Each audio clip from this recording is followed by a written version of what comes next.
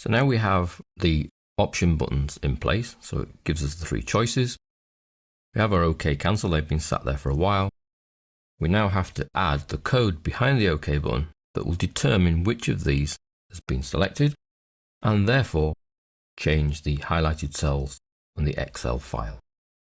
So if we make use of user form stage 3 working file, you'll find it's already at this stage, which has the user form set up and the objects in place, the OK, the cancel, the three choices.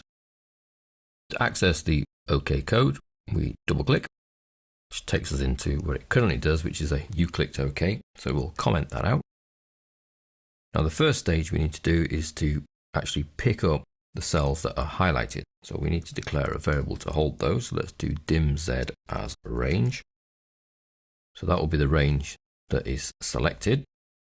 Now, because we're using a case change, we can't really change the case of formula cells. So we're going to firstly make sure that the range we're working with will only affect those cells that actually contain text within them. So we have to set our Z.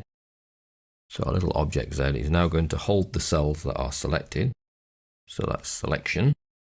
However, there's a special property within here called special cells that allows us to only pick up cells of a certain type. And we need to give it two constants. Cell type is Excel cell type constants. Now you can look this special cells up in the help or online, get the full syntax, but effectively it takes two parameters. One is the type of cell that you want to select, and the second is the value of those cells. In our case, they're both the same. When you want cells that contain constant values, so not formulas, and the contents must be also constants, i.e. not formulas.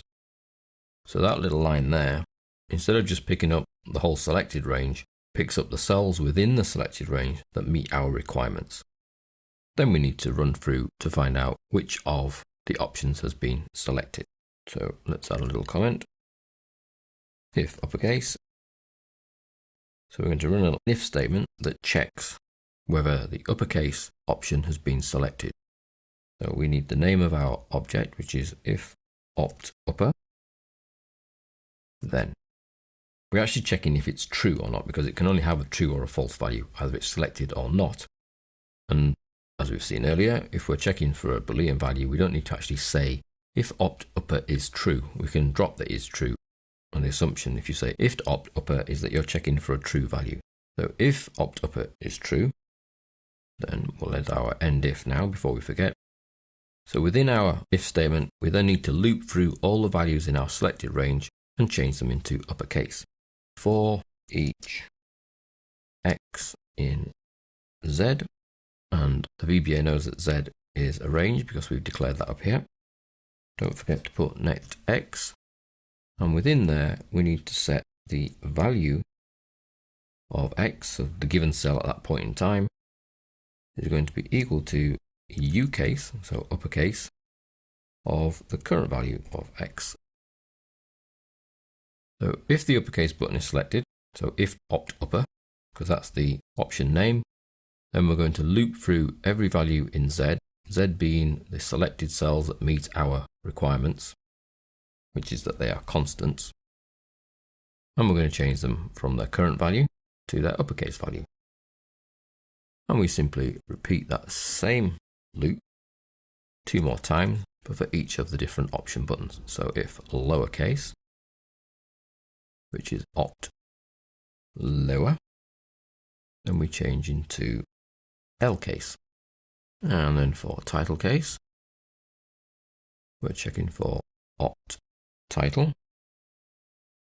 And we need to change that to, well, the tricky bit comes is that VBA doesn't contain a title case formula. However, Excel does. And we've seen previously that we can make use of Excel's functions, if we ever require them, by calling on the application object dot worksheet functions dot, and then whichever worksheet function we're after. Well, there's a nice little worksheet function called proper, which does the title case for us. So that's a slightly longer command, but it's because we're having to access the Excel function as opposed to the VBA function. And then we come out of the ifs and we close the form. So we're leaving the close form in place because we do want to close the form itself. So if we were to run this now, we could choose any of the cases and we have a variable not defined. Because we've gone with option explicit, all of the variables we use must be predefined. So I've been a naughty boy there, slap my hands. The start here of our routine, we need to make sure we declare X. Now X is actually a cell within our range, so I'm going to declare it as an object because it's a part of the range. Let's reset that and run our form again. Title case, OK, and then it falls over because no cells were found. So let's go end. Just to make sure it works, we'll be looking at how we check that there are actually cells selected. We'll add a few cells with some text in. And you'll see I've put them all in lowercase. Let's highlight those. Back to the Visual Basic and run our form. Let's choose uppercase. OK. This time there was no error. Form's closed, and back in Excel you can see they've all changed to uppercase. So we know the code works behind this OK button.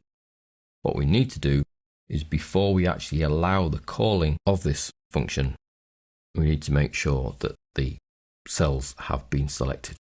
So that's our next stage. This section has been looking at how we effectively make the form do some work. So behind the OK button, we've added the code. Finds out which of your options you've selected simply by finding out if the value is true for the selection. It can only be true for one of these because they are effectively radio buttons, option buttons, so only one of them can be true.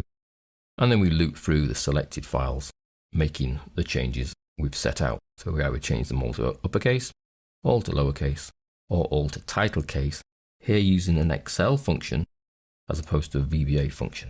So that's taking your form and making it physically work for you.